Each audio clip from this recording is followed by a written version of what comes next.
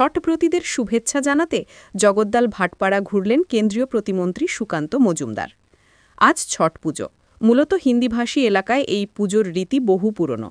নিষ্ঠা মেনেই ব্যারাকপুর শিল্পাঞ্চলের বিভিন্ন গঙ্গার ঘাটে আজ সূর্য অস্ত যাওয়ার আগেই ছটব্রতীরা উপবাসে রত।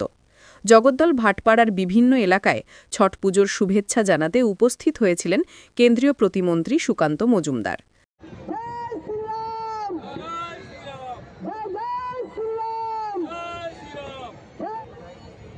हमारे बीच उपस्थित है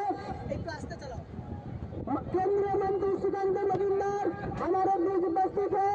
आप सभी को छठ पूजा की शुभकामनाएं देना हिंदू जागरण मंच गोरखपुर जिला की ओर से जय श्री राम, जय श्री राम, जय श्री राम।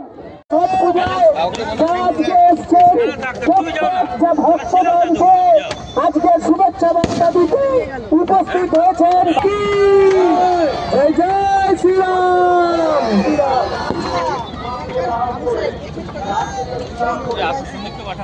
जय श्री राम, जय श्री राम। छठी मैया की जय, छठी मैया की जय, छठी मैया की जय। আতপুর নিমতলা ঘাট থেকে লঞ্চে চেপে সুকান্ত মজুমদার রওনা দেন কাতিনাড়া গঙ্গার ঘাটের উদ্দেশ্যে। গঙ্গা তীরবর্তী বেশ কয়েকটি জায়গায় লঞ্চ দাঁড় করিয়ে ছট পুণ্যার্থীদের শুভেচ্ছা জানান কেন্দ্রীয় প্রতিমন্ত্রী।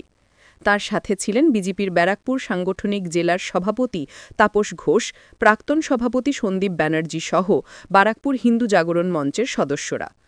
ছট পূজার শুভেচ্ছা বিনিময়ের পাশাপাশি এদিন সংবাদমাধ্যমের মুখোমুখি হয়ে কেন্দ্রীয় প্রতিমন্ত্রী সুকান্ত মজুমদার একটি গুরুত্বপূর্ণ রাজনৈতিক বিষয়েও মন্তব্য করেন। তিনি এসআইআর বা ভোটার তালিকা সংশোধনের বিশেষ প্রক্রিয়া নিয়ে কথা বলেন। সুকান্তবাবু নিশ্চিত করে জানান, কাল থেকেই বাংলায় এসআইআর চালু হচ্ছে। ইতিমধ্যে এটা জানিয়ে দিয়েছেন নির্বাচন কমিশন। ভোটার তালিকা খুঁজে বার করতে কমিশনের এই ভূমিকা যথেষ্ট তাৎপর্যপূর্ণ।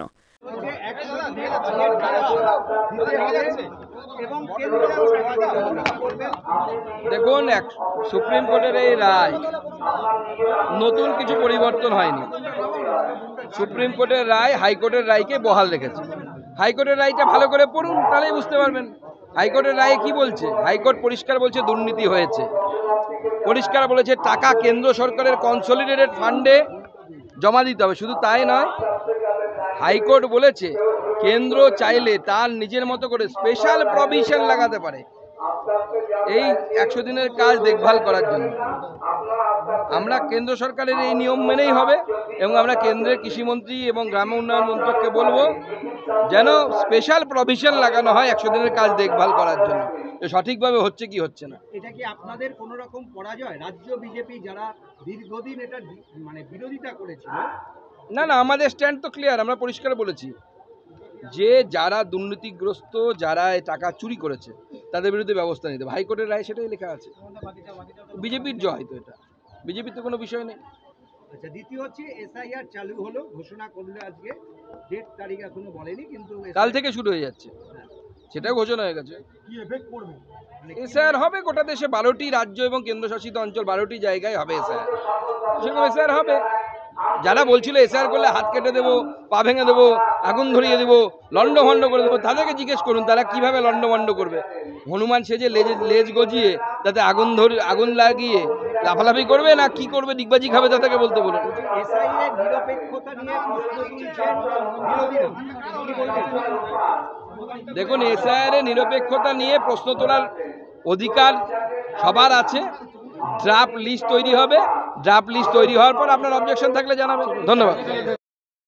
আতপুর নিমতলা ঘাট থেকে প্রণব বিশ্বাসের রিপোর্ট, খবর এই সময়।